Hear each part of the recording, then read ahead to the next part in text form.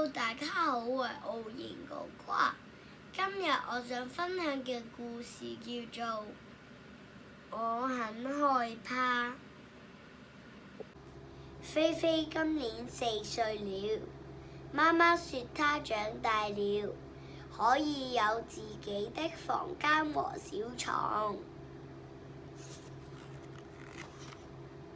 這天晚上，爸爸媽媽給菲菲說了故事後，就把燈關掉，回他們的房間去了。不久，菲菲做了一個很可怕的夢。她夢見有一隻怪獸張大嘴巴，露出尖尖的牙齒，想要把它吃掉。哇哇！菲菲坐在床上大哭起來。爸爸媽媽聽到哭聲後，趕忙來到菲菲的房間。菲菲哭着說：我不要一個人睡，這裡有怪獸啊！媽媽摟着菲菲說：別怕，爸爸媽媽陪住你。菲菲躺在媽媽的懷裡，不知不覺地睡着了。第二天半夜，菲菲又從睡夢中驚醒過來。救命啊！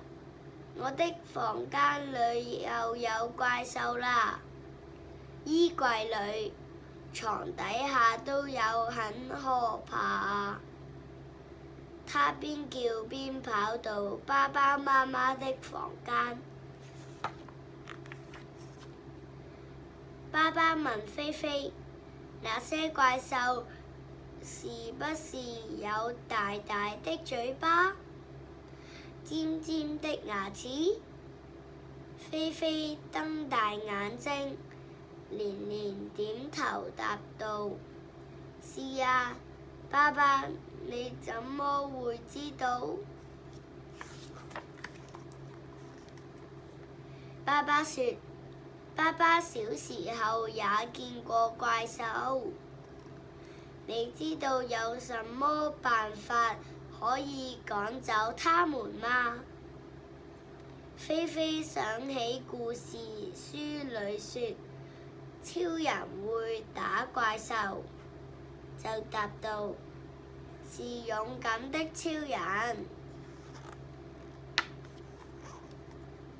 於是爸爸幫菲菲披上小披肩，然後拉着她的手說：勇敢的超人，我們去找怪獸吧。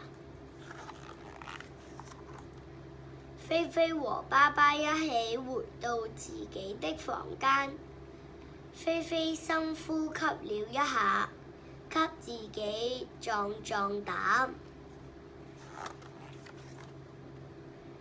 接着，菲菲和爸爸一起打開衣櫃，一起爬進床底下，一起翻開窗簾。真奇怪，怪獸竟然不見了。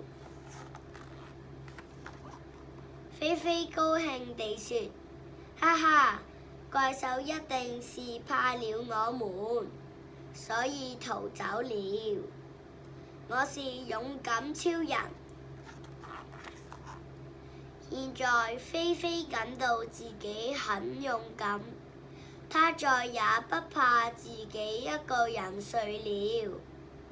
她每晚摟着她的超人小披肩，睡得十分香甜呢。